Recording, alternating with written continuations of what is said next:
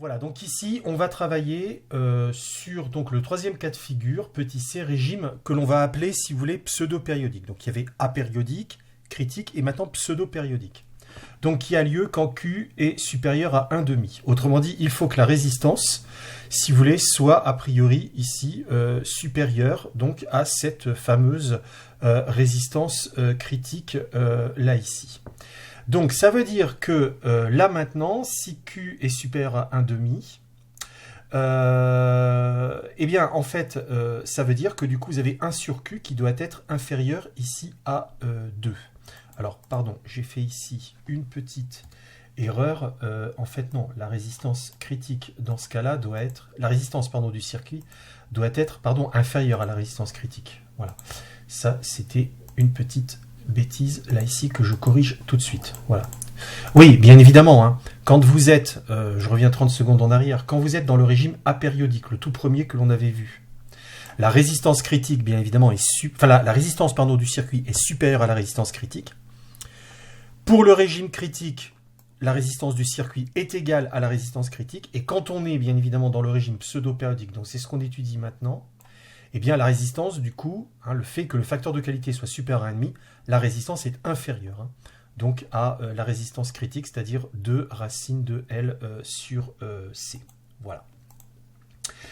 Alors, du coup, Q supérieur à 1,5, ça veut dire que le terme là, 1 sur 4Q carré est inférieur à 1, et que donc cette fois-ci, le discriminant, le fameux discriminant là, de l'équation caractéristique, est négatif. Alors, quand le discriminant est négatif, vous savez que mathématiquement, à ce moment-là, eh bien, les solutions de l'équation du second degré sont des solutions complexes conjuguées. C'est-à-dire qu'on obtient ici deux solutions que l'on peut écrire de cette manière, c'est-à-dire R1, ici, égale moins oméga 0 sur Q, c'est-à-dire le fameux petit b, hein, voilà, plus J racine de moins delta. Alors c'est normal de mettre moins delta, puisque comme delta est négatif, du coup moins delta est positif, sur 2. Et puis après l'autre, bien évidemment, hein, que l'on verra un petit peu plus loin, donc elle est ici, voilà, et bien c'est quand on a du coup le signe moins. Voilà. Hein, c'est-à-dire c'est moins b, moins j racine de moins delta, ou moins b plus j racine de moins delta. Hein. Il y a le plus ou moins j racine de moins delta sur 2. Alors là, vous voyez quelque chose qui apparaît, qui peut peut-être vous surprendre par rapport à ce que vous connaissez des nombres complexes en mathématiques.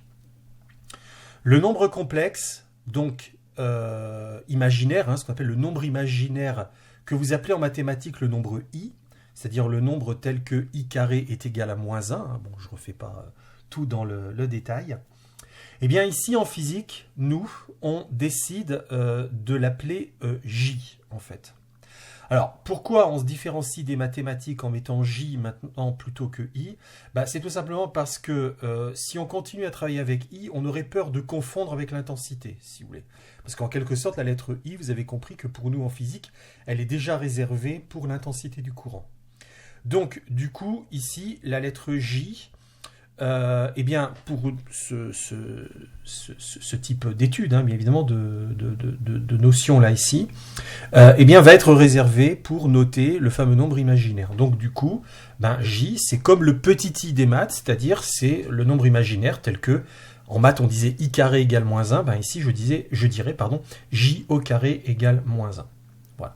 Alors ça, c'est le petit transfert intellectuel qu'il faut faire hein, entre les notations de mathématiques et les notations de physique. Le nombre imaginaire, nous, on décide, pour éviter la confusion, hein, je le redis bien, avec l'intensité électrique, on décide de l'appeler J.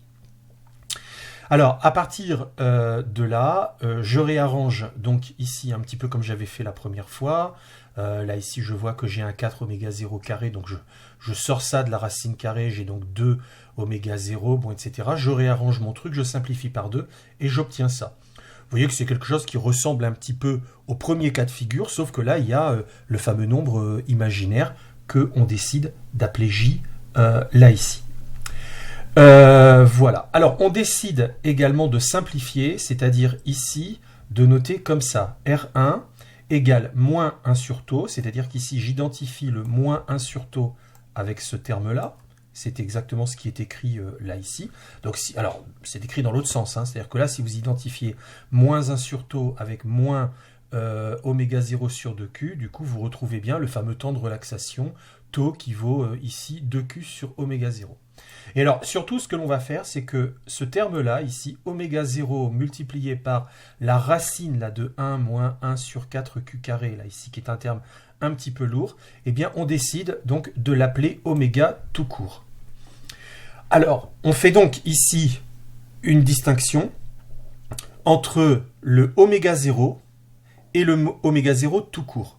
On est d'accord que le oméga 0, c'est le 1 sur racine de LC, hein, rappelez-vous ce que l'on avait vu hier, et qui était construit par analogie avec l'oscillateur harmonique de la mécanique. Hein, souvenez-vous, j'en avais parlé hier.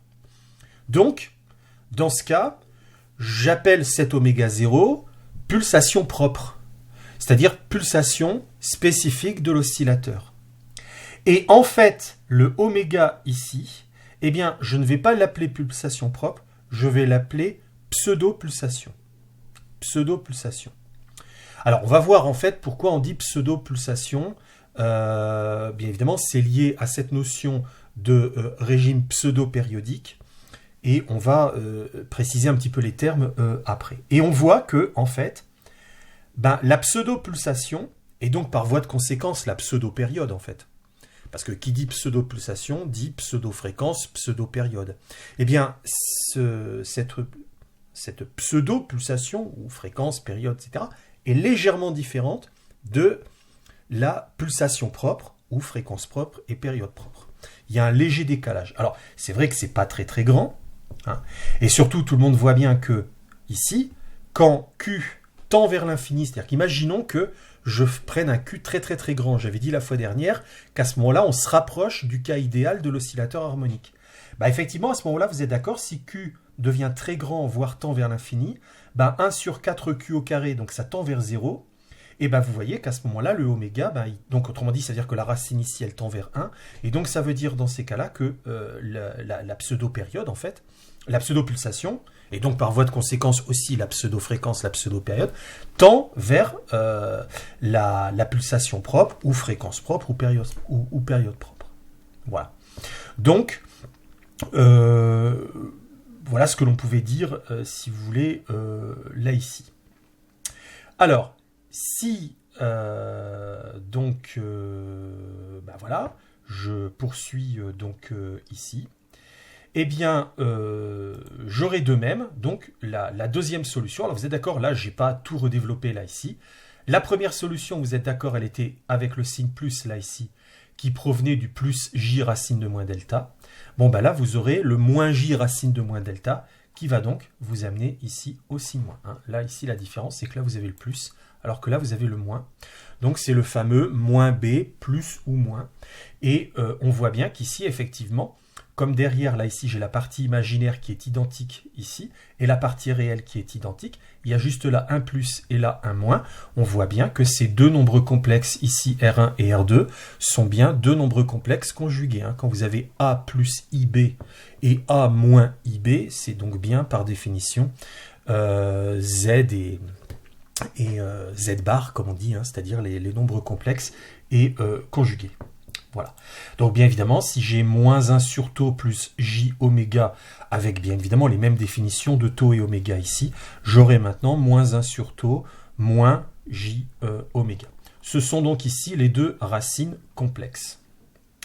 Alors mathématiquement, donc là par contre, je rentre pas dans le détail, parce que là, ça va encore nous faire passer un temps énorme à faire des mathématiques. Je considère ici à ce stade, si vous voulez, voilà, que l'on admet, donc on va admettre, si vous voulez, que mathématiquement, alors ça se démontre, hein, dans le cadre du cours de maths, c'est peut-être des choses que vous ferez, ça, hein, bon, ça vous verrez quand vous travaillerez sur les équations différentielles, mais voilà, mathématiquement, donc les solutions réelles, en fait, sont de cette forme-là ici. Alors, ça paraît bizarre parce que là, on a, enfin, si vous voulez, donc des racines, comme on dit, complexes à l'équation caractéristique. Et pourtant, là, ici, on retombe sur des solutions de l'équation différentielle homogène qui sont réelles. Hein, parce que vous êtes d'accord, là, ici, il n'y a plus de petit j. Alors, pour une raison, en fait, qui est assez simple. C'est que, en fait, si je fais un raisonnement, et là, je vais revenir en arrière ici. Si je fais un raisonnement, donc, avec mon exponentielle, là, ici, vous vous rappelez, hein, si je fais une combinaison linéaire des solutions, n'oubliez pas, on cherche des solutions de type exponentiel a priori. Si je cherche une combinaison linéaire de cette forme, dans le tout premier cas, j'allais dire, je ne me posais pas trop de questions puisque les racines étaient réelles. Mais là, maintenant, je suis en train de vous dire que les racines sont complexes. Autrement dit, ça veut dire que là-dedans, vous allez avoir, en fait, des exponentielles complexes qui vont apparaître. Et notamment, vous auriez exponentielle moins 1 sur tau plus j oméga, le tout fois t, et là ici, exponentielle moins 1 sur tau moins j oméga. Donc, vous allez faire apparaître, en fait, c'est ça qu'il y a. Vous allez faire apparaître ici, avec, si vous voulez, voilà, les termes qui sont là. Donc là, ici, vous avez moins j oméga, et là, vous avez plus j oméga. Vous allez donc faire apparaître, si vous voulez, deux termes. Ici, un exponentiel j oméga t, et ici, exponentiel moins j oméga t. Et la théorie mathématique des nombres complexes me dit que, en fait, une exponentielle complexe est reliée au cosinus sinus. Si on développe donc le calcul mathématique, eh bien à ce moment-là, on va voir que cette somme d'exponentielles complexes qui va faire intervenir un exponentiel j oméga t plus un exponentiel moins j oméga t moyennant des constantes devant, les mathématiques montrent qu'à ce moment-là, cette somme d'exponentielles complexes conjuguées, en fait, parce que quand vous dites exponentielle plus j oméga t ou exponentielle moins j oméga t, vous avez en fait deux exponentielles complexes conjuguées, comme on dit. Voilà. Donc, si vous prenez une exponentielle complexe, puis ensuite l'exponentielle complexe négative, si je puis dire, avec le signe moins 2, ce sont deux exponentielles complexes conjuguées. Eh bien, dans ces cas-là, je fais apparaître des cosinus et des sinus. Donc, en réalité, les cosinus ici et sinus proviennent, j'ai envie de dire, de la somme, finalement, de deux exponentielles complexes qui vont me faire retomber sur un nombre réel. Donc, autrement dit, si vous voulez, je résous mon équation, j'ai un discriminant qui est négatif. A priori, je pourrais me dire, je m'arrête là, je suis coincé, etc. Non, en fait, on n'est pas coincé parce que les mathématiques prévoient les nombres complexes. Alors, en fait, on continue notre travail avec les nombres complexes, mais on fait apparaître des exponentielles complexes conjuguées. Et à ce moment-là, à partir des formules des nombres complexes que l'on connaît, on sait que donc ça s'appelle les formules d'Euler. Vous retrouverez ça dans le dans le formulaire que j'ai mis en ligne. Quand vous avez par exemple, si vous voulez, exponentielle ix par exemple plus exponentielle moins ix le tout sur 2, ça vous donne cosinus x. Et si vous avez exponentielle, je crois de mémoire, c'est ix moins exponentielle moins x sur 2i, ça vous donne le sinus. Et donc en fait c'est ça qui va se passer, c'est-à-dire qu'en fait les exponentielles complexes vont s'associer en fait de telle manière à ce que, in fine, à l'arrivée, je retombe sur une solution réelle. Autrement dit, les nombres complexes, in fine, à l'arrivée, je ne vais pas les voir apparaître, si je puis dire, mais ils m'auront bien servi comme intermédiaire de calcul. Et c'est ça en fait qu'il faut avoir compris, parce que c'est quelque chose qu'on continuera à faire par la suite. D'accord ? C'est-à-dire qu'on utilisera les complexes comme intermédiaire de calcul, mais uniquement comme intermédiaire de calcul ou outil de calcul. Mais bien évidemment, in fine, à l'arrivée, ce qui aura un sens physique, bien évidemment, ce sont des solutions et des grandeurs réelles associées à ces grandeurs complexes. C'est ça, en fait, qu'il faut avoir compris. Alors, je ne fais pas, si vous voulez, tout le détail mathématique qui consiste à montrer qu'effectivement, j'ai mes deux exponentielles complexes, etc., et ça me donne des sinus et des cosinus. Voilà, je vous demande simplement d'admettre que, mathématiquement, on tombe sur une solution de l'équation homogène de ce type. Et là, d'ailleurs, quelque part, eh bien, en fait, vous vous apercevez qu'on retrouve quelque chose qui ressemble un peu à l'oscillateur harmonique. Souvenez-vous ce que l'on avait en début d'année, on disait souvent la solution de l'équation différentielle de l'oscillateur harmonique, c'était A cosinus oméga 0t plus B sinus oméga 0t. Ou parfois on pouvait dire aussi A cosinus oméga 0t plus phi entre parenthèses. Bon, on ne l'a pas présenté sous cette forme-là, on l'a présenté sous une forme d'addition, si vous voulez, de cosinus-sinus avec une constante. La nouveauté, bien évidemment, alors bien sûr, c'est que là, j'ai plus oméga 0, j'ai oméga, mais surtout, j'ai l'exponentielle, là, ici, qui est dedans. Et en fait, cette exponentielle qui est là, vous allez mieux le comprendre avec les représentations graphiques après, l'exponentielle qui est là, c'est elle qui traduit, en fait, le phénomène d'amortissement. Voilà. Que l'on va voir à partir des courbes après. Et bien évidemment, on se rappelle ce qui se passe quand je tends vers l'oscillateur harmonique. J'ai dit que je tendais vers l'oscillateur harmonique quand Q, ici, devient infini. C'est-à-dire qu'il grandit, il grandit, il grandit. À la limite, il tend vers l'infini. Est-ce que vous êtes d'accord qu'ici, si ce Q, là, ici, tend vers l'infini, ça veut dire que taux tend lui aussi vers l'infini. Et donc, si le taux tend vers l'infini, ça veut dire que 1 sur taux, ici, vous êtes d'accord, tend vers 0. Donc si 1 sur taux tend vers 0, eh bien ça veut dire que exponentielle de t sur taux, là ici, va elle aussi tendre vers exponentielle de 0, si vous voulez, et exponentielle de 0, c'est 1. Donc autrement dit, effectivement, quand le facteur de qualité et donc le temps de relaxation, ici, tendent vers l'infini, eh bien à ce moment-là, ce terme, en quelque sorte, disparaît, ici, et on retrouve l'oscillateur harmonique, puisqu'on a vu aussi que oméga tendait vers oméga 0. Et là, vous voyez, on retrouve l'oscillateur harmonique. Donc, autrement dit, c'est bien cet oscillateur harmonique, un cas idéalisé, si vous voulez, de l'oscillateur réel qui, lui, est amorti. Alors, recherche de la solution particulière, aucun piège. C'est toujours, bien évidemment, le second membre constant. Donc, ici, il n'y a pas de problème. La solution particulière, c'est aussi E. C'est un raisonnement qu'on a déjà fait. Je ne vais pas le refaire. Et donc, on additionne ici la solution générale, solution de l'équation homogène, plus solution particulière. Donc, ça fait E plus exponentielle moins t sur taux, facteur de A cosinus oméga t plus B sinus oméga t. Détermination de A et B, j'ai envie de dire, comme toujours, les conditions initiales liées à la continuité, donc pour la tension aux bandes du condensateur et pour l'intensité. Alors, pour la tension aux bornes du condensateur, on remplace T ici par 0, donc exponentielle de 0, c'est 1. D'accord ? Ici, je remplace T par 0 là-dedans, donc ce terme-là disparaît. Sinus de 0, c'est 0. Ça, c'est des choses qu'on avait vues dès le début d'année. Par contre, cosinus de 0, c'est 1. Résultat des courses, en T égale 0, qu'est-ce qui me reste ici ? Il me reste A, tout simplement, en T égale 0. J'ai donc A plus E égale 0, et je retrouve bien le A égale moins E. Alors ça, c'est quelque chose que l'on a très souvent, ici, le A égale moins E. Pour avoir B, je peux prendre ici la continuité donc de l'intensité. Alors là, ici, bien évidemment, c'est un peu plus lourd à faire, puisque là, ici, l'intensité I de T, bien évidemment, je l'ai.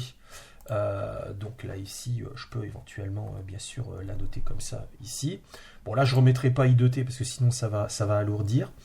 Enfin, quoique, si, parce que je peux baisser ici, du coup, d'un cran. Voilà, donc là j'ai bien I de T, voilà ici, et là I de T. Voilà, comme ça, il n'y a pas de problème ici. Donc, bien sûr, je vais devoir prendre C, et je vais dériver UC de T, c'est-à-dire qu'en gros, je vais devoir dériver ce qui est là, en ayant remplacé A par moins E.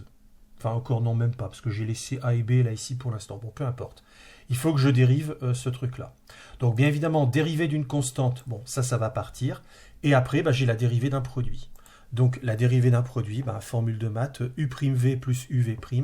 Je vais donc dériver l'exponentielle multipliée par la somme, là, ici, plus l'exponentielle tout court et la dérivée de la somme des cosinus-sinus. Donc, ça donne ça, la dérivée de l'exponentielle ici, attention, on ne tombe pas dans le panneau, on doit d'abord dériver l'intérieur de l'exponentielle, donc ça va faire moins 1 sur taux, que vous voyez là, ici, moins 1 sur taux, exponentielle, donc moins t sur taux. Voilà, ça c'est la dérivée de ce terme-là.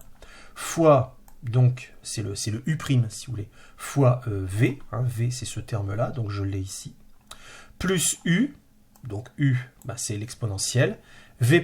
Donc V', bien évidemment ici, je dérive ce truc-là.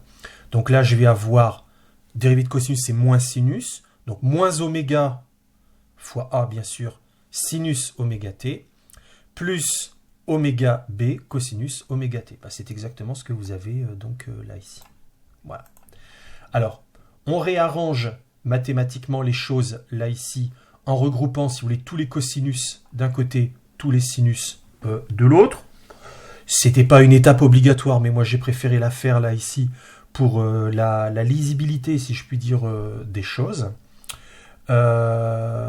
Voilà. Et j'ai factorisé par l'exponentielle. Oui, voilà, j'ai factorisé par l'exponentielle, ici. Et je regarde donc à t égale 0. Donc à t égale 0, l'exponentielle vaut 1.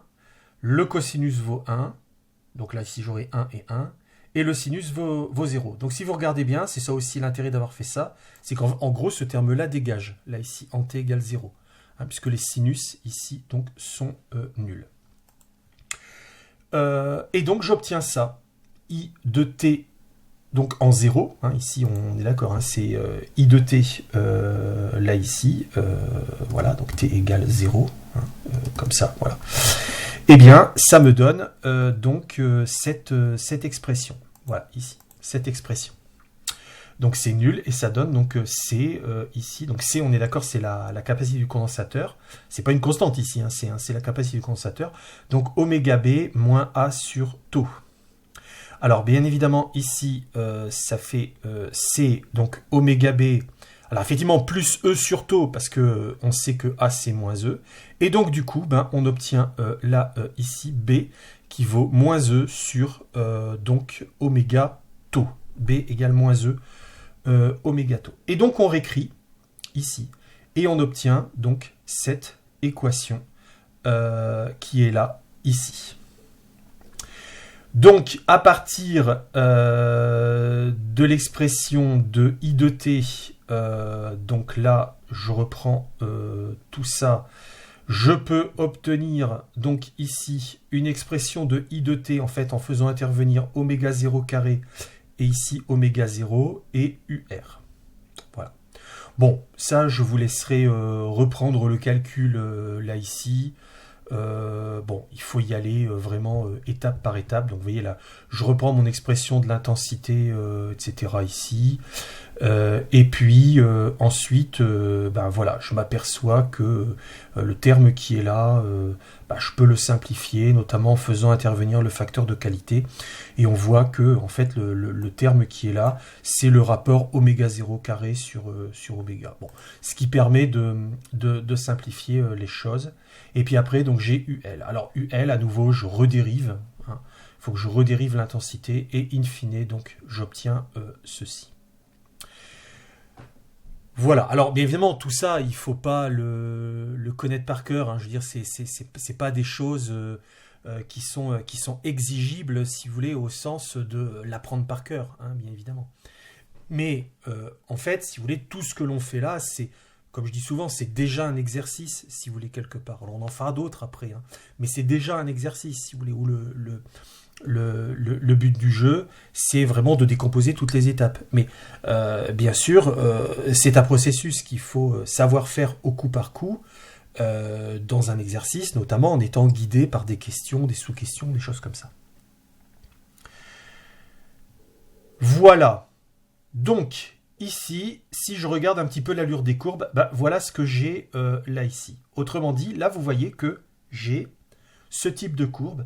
C'est-à-dire qu'on a quelque chose qui semble osciller, vous voyez, comme ceci. Là c'est pareil, là ici. Donc ça, c'est UC de T. Là, c'est UL. Là, c'est UR. Alors, on voit que ce sont des courbes qui semblent osciller, mais en s'amenuisant, vous voyez, c'est-à-dire que c'est pour ça qu'on parle d'amortissement, c'est-à-dire qu'effectivement, ça semble vouloir osciller, mais très vite, ça va s'amenuiser, jusqu'à arriver au bout d'un certain temps, donc totalement s'éteindre, si je puis dire, hein, là ici.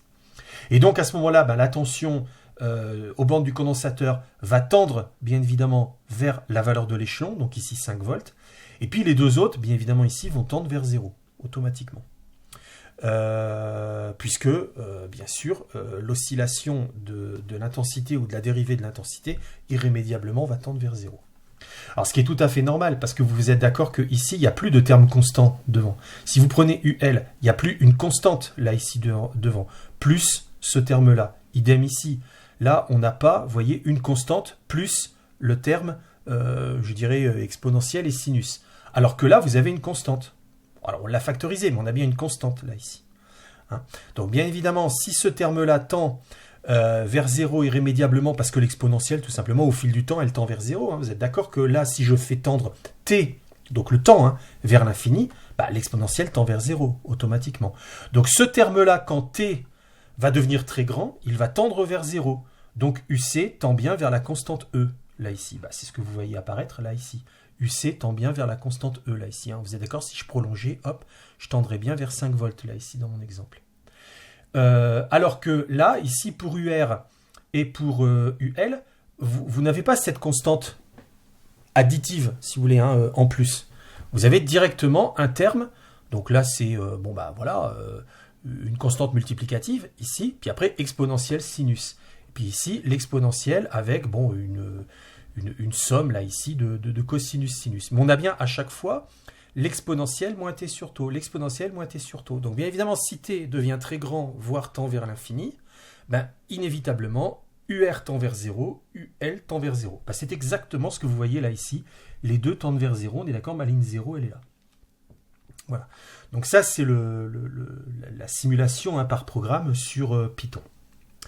Alors, en fait, une petite précision que j'ai placée là ici.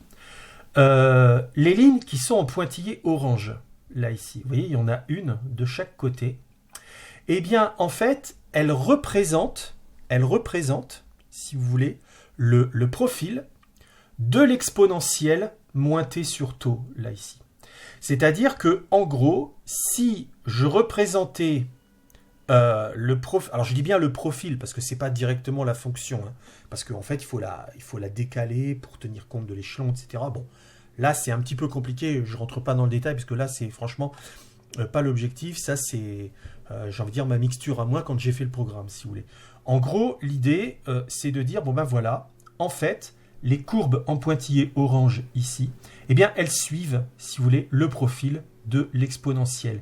Et tout se passe comme si la courbe était emprisonnée dans cette zone de l'espace comprise entre ces deux exponentielles là ici. Et si on prend la tangente à l'origine ici de l'une de ces courbes exponentielles qui est là, eh bien on a même la possibilité de mesurer donc là ici le fameux temps de relaxation. Voilà. Bon. Je vais m'arrêter là, je ne vais pas aller beaucoup plus loin là ici. Bon, surtout que ça, ici, le coût de l'exponentielle décroissante, et enfin ce que je viens de dire en dernier, là, bon, c'est pas forcément exigible dans le programme de première année, on est un peu à la frontière là ici, quoi. Bon. Alors par contre, ce qu'il faut bien avoir compris, c'est cette histoire donc ici de pseudo-période.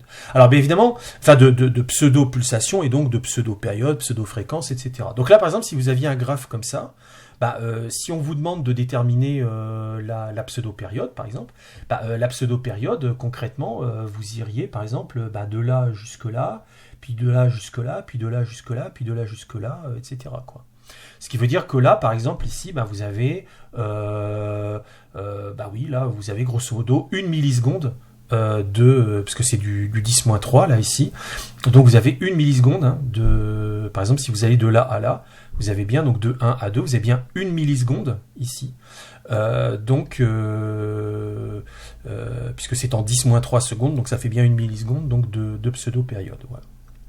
Alors bien évidemment, qui dit pseudo-période dit pseudo-fréquence et pseudo-pulsation. Alors en fait, ici, on peut s'apercevoir que le facteur de qualité, il n'est pas... Parce que j'ai un facteur de qualité de 5, là, ici.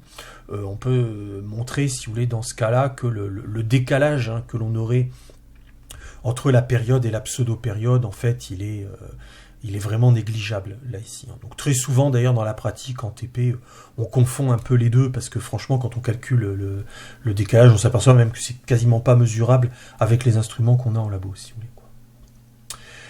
Voilà.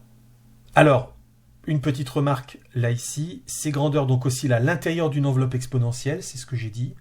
Dans le cas donc de la courbe UC, les deux enveloppes donc en pointillé orange ont pour équation. Alors j'ai donné les équations là ici, ça c'est pas exigible, mais en gros voilà, E plus exponentielle moins t sur tau, c'est celle qui est en supérieur là ici. Bon, j'ai pas donné le nom, mais c'est la F, et l'autre E moins exponentielle moins t sur tau avec tau le temps de relaxation.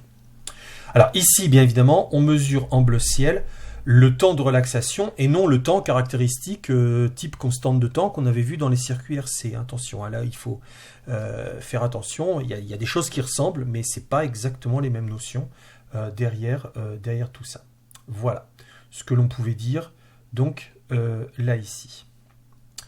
Donc la pseudo-pulsation étant inférieure à la pulsation propre, c'est-à-dire celle du régime périodique, la pseudo-période, elle est donc légèrement supérieure à la période propre. La petite démonstration en est faite donc là ici. Voilà donc ce que l'on pouvait dire là ici. Donc la même chose, c'est un inférieur et pas un supérieur. Oui, parce qu'on a dit ici que la pulsation est inférieure. Donc là, c'est une petite erreur aussi que je vais corriger, mais c'est pas grave. Ici, vaut mieux que je le vois maintenant. Voilà. Donc, hop, je reviens ici. Voilà, hop, ici. Très bien. Voilà, donc c'est inférieur, hein, bien évidemment, ici. Hein. La pseudo-pulsation, elle est légèrement inférieure à la pulsation propre. Bah oui, c'est normal, parce que 1 moins 1 sur 4q au carré, c'est bien quelque chose de légèrement plus petit que 1. Mais quand vous allez prendre les inverses, du coup, ça va redevenir plus grand. Bon, bref. Alors, le régime harmonique. Bon, le régime harmonique, c'est l'oscillateur harmonique. Donc, ça veut dire que Q tend vers l'infini. On est alors dans le cas idéal où R tend vers 0. Alors, à ce moment-là, il n'y a plus d'amortissement. Et là, si vous voulez, eh bien, R1 et R2 sont des imaginaires purs, si vous voulez. D'accord ? C'est-à-dire que si vous reprenez ce terme-là, hein, qui est là ici, alors je vais remonter un peu encore avant. Vous voyez là ici, quand on avait écrit R1 moins 1 sur tau plus J oméga, R2 moins 1 sur tau, ici moins J oméga, vous êtes d'accord qu'on est bien ici dans un nombre complexe qui a une partie réelle, si vous voulez, et une partie imaginaire. Donc vous êtes d'accord que si si le facteur de qualité tend vers l'infini, donc tau tend vers l'infini, du coup 1 sur tau tend vers 0, il y a donc plus ce terme-là, il n'y a donc plus ce terme-là non plus, dans ce cas-là, et vous avez vos racines, si vous voulez, de l'équation caractéristique, qui sont deux nombres complexes imaginaires purs, mais bien évidemment, quand on a les nombres complexes imaginaires purs, leurs conjugués, bien évidemment, sont en fait opposés l'un l'autre. Voilà, c'est ce que disent les mathématiques. Donc c'est ce qui apparaît là ici, et je vais reprendre donc ici cette situation. Donc forcément, n'ayant plus la partie réelle, il n'y a plus l'exponentielle, et donc là maintenant, on retrouve l'équation de l'oscillateur harmonique. Et donc si on retrouve l'équation de l'oscillateur harmonique, finalement on retrouve une solution là ici, comme on avait dans l'oscillateur harmonique qu'on avait vu, si vous voulez, donc au début d'année. Donc dans ce cas-là, on est avec un circuit, si vous voulez, qu'on pourrait qualifier de circuit LC, cette fois-ci, un circuit qui n'a plus de résistance, c'est plus RLC, c'est plus RC, c'est plus RL, mais c'est juste LC. C'est-à-dire que j'ai pris la combinaison de deux lettres, si je puis dire, qui me manquait, uniquement LC, et il n'y a plus de résistance. Bon, et bien ça, l'oscillateur, si vous voulez, LC, eh bien c'est un oscillateur harmonique sinusoïdal idéal, bien évidemment. Alors même chose, détermination des constantes, j'ai envie de dire, c'est comme d'habitude, voilà. Et dans ce cas, je m'aperçois donc ici, alors là les calculs sont quand même un petit peu plus simples, parce que bon, il n'y a plus l'exponentielle. Je m'aperçois dans ce cas que A vaut moins E et que B en fait ici est égal à 0. Donc en remplaçant là-dedans, B est égal à 0, donc il n'y a plus ce terme-là. A est égal à moins E, du coup vous factorisez par E et vous obtenez E, facteur de 1 moins cosinus de oméga 0t. Alors même chose, après, si je redérive pour obtenir l'intensité, ben, je vais obtenir ça, ce qui me permettra aussi, je ne l'ai pas noté là, mais d'obtenir donc UR, hein, bien évidemment, en faisant RI. Et ici, je redérive encore une fois et j'obtiens donc là ici le UL, hein, qui est donné qui est donné là. Voilà. Alors, à partir de là, eh bien, je vois donc ici que j'ai effectivement, là, pour le coup, des solutions qui sont parfaitement sinusoïdales. Là, par exemple, j'ai pris un Q qui tend vers l'infini. Dans mon programme informatique, j'avais pris un Q qui était de l'ordre de 100 000, je crois, ou quelque chose comme ça. Donc, j'avais pris vraiment quelque chose de très, très, très grand, si vous voulez. Alors qu'avant ici je l'ai pas dit mais c'était quand même alors c'est supérieur à 1,5 mais sans être trop grand. Là par exemple c'est un Q qui vaut 5 par exemple, hein. C'est un Q de 5. Là ici c'était un Q je crois, vous voyez dans le programme j'ai mis qui tend vers l'infini mais en fait j'avais pris en fait une valeur très grande, donc j'avais pris 100 000 là ici. Voilà, et donc là ici ben, je m'aperçois que ici j'ai des fonctions qui sont parfaitement sinusoïdales, mais avec des déphasages. Alors ça, c'est un point important dont on aura l'occasion de reparler. C'est qu'en fait, là, ici, ces circuits, au niveau des différentes grandeurs qu'on étudie, UC, UR, UL, restent, par exemple, dans ce cas-là, sinusoïdales, c'est vrai, mais avec des déphasages entre elles. Et ça, c'est quelque chose, c'est un aspect qu'on aura l'occasion de développer donc après. Et d'ailleurs, je viens de m'apercevoir ici que j'ai fait une petite bêtise, bien évidemment. Ici, ça ne peut pas être un sinus, donc vous allez corriger. C'est nécessairement un cosinus.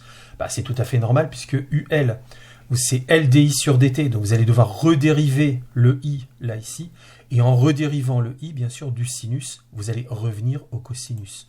Donc là, même chose, j'ai fait un petit truc, petite erreur, là, ici. Bon, ça pour la petite histoire, c'est, vous savez, parfois pour éviter de réécrire les formules avec l'éditeur d'équations, on fait des copier-coller.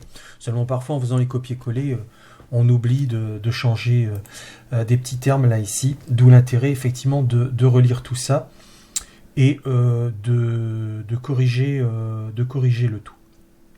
Mais comme je vous l'ai dit, hein, sur It's Learning, je réactualise toujours les versions, bien évidemment. Donc à l'arrivée, vous avez la bonne version corrigée. Voilà ici ce que l'on pouvait dire donc pour l'oscillateur harmonique. Voilà. Donc ça c'est le cas bien sûr où Q tend vers l'infini. Donc il n'y a pas de décroissance et T est égal à T0. Alors dans la réalité ce cas, si vous voulez, est impossible là ici. Hein. Donc à obtenir car le circuit contient donc forcément des éléments résistifs, hein, là ici. Voilà. Voilà, donc ce cas est impossible à obtenir car le circuit contient forcément des éléments résistifs, donc qui dissipent l'énergie sous forme de chaleur. Alors on peut néanmoins obtenir une situation où R est égal à 0, ou en tout cas on simule une résistance nulle, mais en utilisant ce qu'on appelle un AO, c'est-à-dire un amplificateur opérationnel, qui simule donc une résistance négative. Alors ça, c'est des choses qu'on peut faire en TP. Là, ici, ça, je vais l'enlever parce qu'en fait, nous, c'est pas un TP qu'on fera là, ici. C'est ce qu'on appelle l'oscillateur à résistance négative, où en fait, l'amplificateur, là, ici, apporte l'énergie exactement qui a été perdue, si vous voulez, par la résistance. Autrement dit, à chaque cycle, à chaque oscillation, il compense la perte énergétique. Et donc, dans ces cas-là, on arrive à simuler un oscillateur parfaitement sinusoïdal. Mais ça nécessite l'utilisation d'un amplificateur extérieur, c'est-à-dire ça nécessite de redonner l'énergie qui a été perdue à chaque oscillation, si vous voulez. En gros, l'astuce, elle est là. Bon, alors après avoir vu, alors ça c'était le gros morceau hein, du début, donc la réponse à l'échelon, hein, c'est-à-dire qu'on passe hein, de 0 à E. Maintenant, on va voir la réponse libre. Alors, la réponse libre, vous voyez, c'est toujours à peu près le même plan que ce qu'on avait fait dans le chapitre précédent. Donc si je prends maintenant ici, vous voyez, la réponse libre, hop, je remonte au tout début, c'est lorsque je bascule en position 2. D'accord? Donc, tout ce qu'on vient d'étudier ici, c'est quand on était en position 1, et 3 possibilités, 3 types de régimes, apériodique, critique et pseudo-périodique. D'accord? Donc, reprenons les termes. Apériodique ou critique, ici, ça veut dire que, vous l'avez vu, c'est pas un régime, si vous voulez, sinusoïdal. C'est pas un régime qui semble périodique. Voilà, c'est un régime voilà, de type exponentiel, etc. Mais bon, bref, il n'y a pas, a priori, de soupçon de début d'une périodicité de quoi que ce soit. C'est seulement lorsque le facteur de qualité devient supérieur, donc à 1,5, qu'à ce moment-là, on commence à percevoir des oscillations. Et quand il est très grand, à ce moment-là, on a l'oscillateur harmonique. Donc là, maintenant, on bascule en position 2. Qu'est-ce qui va se passer en position 2 ? Il va se passer à ce moment-là que le condensateur est chargé. S'il est chargé, et vous allez me dire, la bobine aussi, elle a stocké de l'énergie. À ce moment-là, les deux là, peuvent renvoyer dans le circuit donc, de l'intensité, dans la maille qui est ici. Et à ce moment-là, on obtient une équation différentielle sans le second membre, je dirais, générateur. C'est-à-dire, en fait, ici, avec le second membre nul. Donc, autrement dit, c'est ce que l'on va voir donc là, maintenant. Donc, ici, la réponse libre, on se met donc dans le cas de la position 2.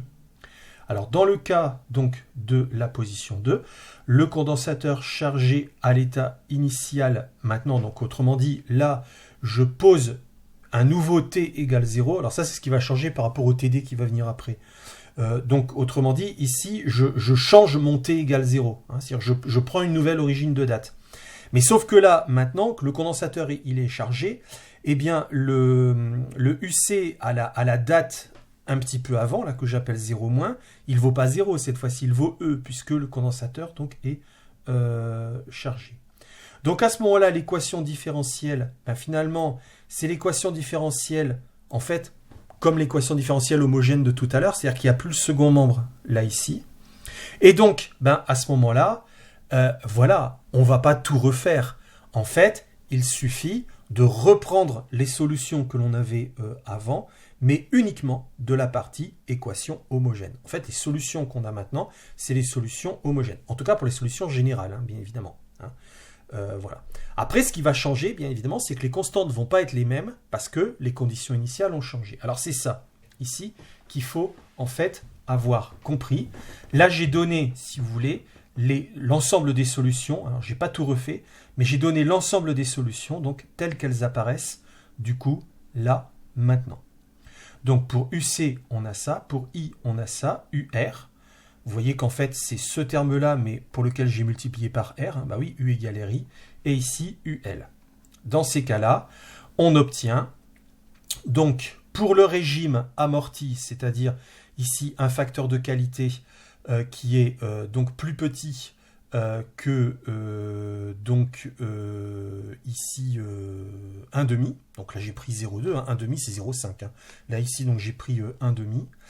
Et comme vous le voyez là ici, j'ai donc continuité de la tension, hein, vous voyez, donc elle était à 5, alors continuité de la tension aux bornes du condensateur, donc elle était ici à 5, donc elle est encore à 5 et hop, elle diminue comme ça.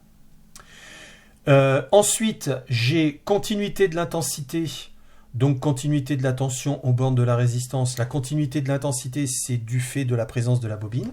L'intensité au départ, alors je ne l'ai pas rappelé bien évidemment ici, mais juste avant d'avoir fermé, bien évidemment, l'intensité était nulle. Donc en fait, j'aurais dû mettre ici une petite valeur nulle là ici. Et là, donc elle est nulle. Et à nouveau, c'est continu là ici, donc pas de problème.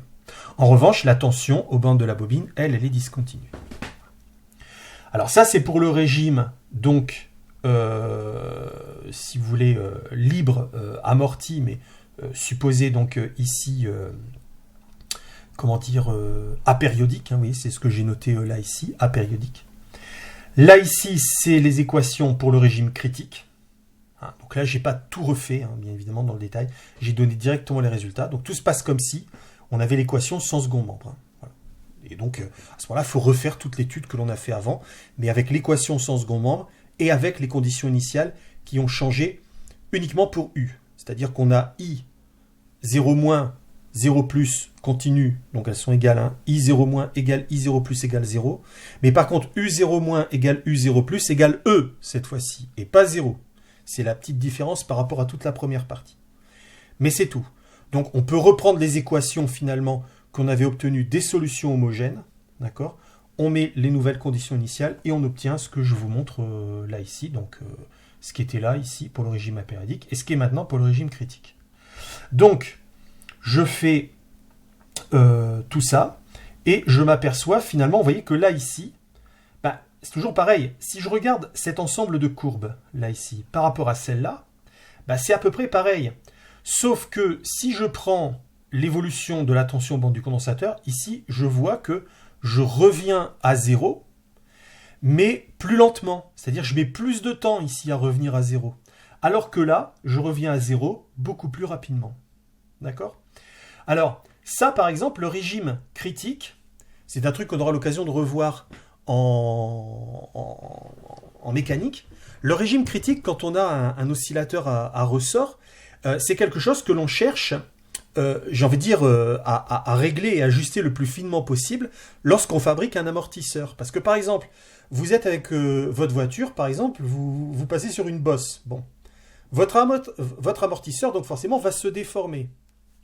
Pourquoi c'est intéressant le régime apériodique, enfin le régime critique, pardon, ici?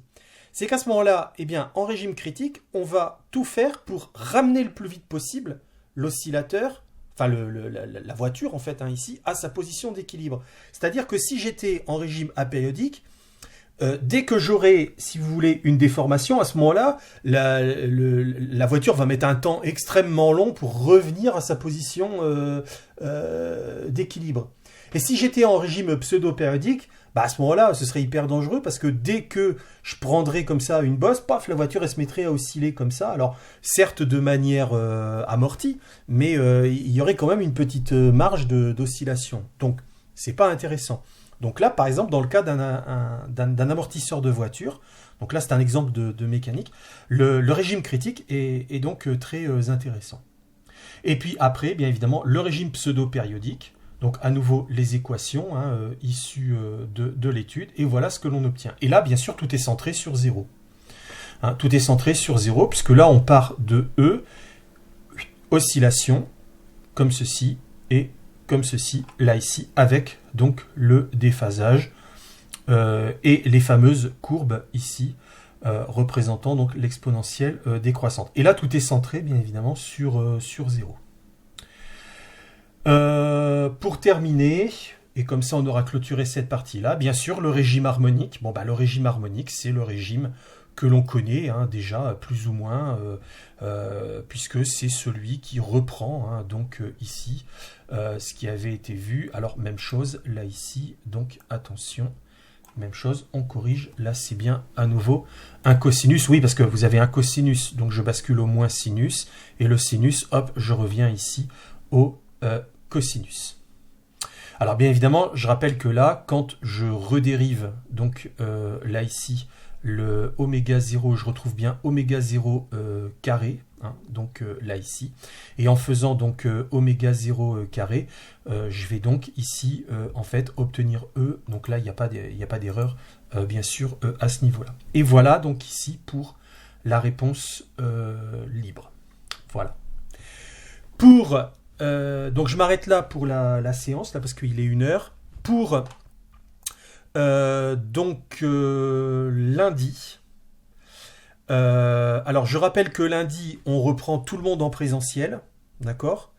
Donc là, j'ai envie de dire, on se retrouve tout le monde hein, sur un schéma habituel. Hein, l'établissement reprend l'enseignement en présence totale pour tout le monde. Voilà, donc on se retrouvera tous lundi. Et je vous demande donc d'ici là de préparer donc l'exercice numéro 1 sur le cas d'un circuit R en série avec LC en parallèle ici. Voilà.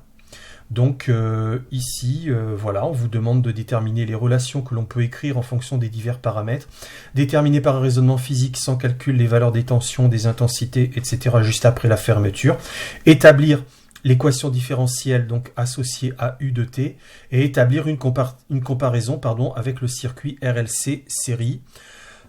Et puis on s'arrêtera là, hein, on n'ira pas beaucoup plus loin, on va pas se relancer à nouveau, si vous voulez, dans tout la résolution détaillée là ici. Hein. Voilà, donc je reprendrai ça lundi, et puis après on passera donc au régime sinusoïdal forcé, voilà, qui est la deuxième ou autre grande partie là ici de ce chapitre.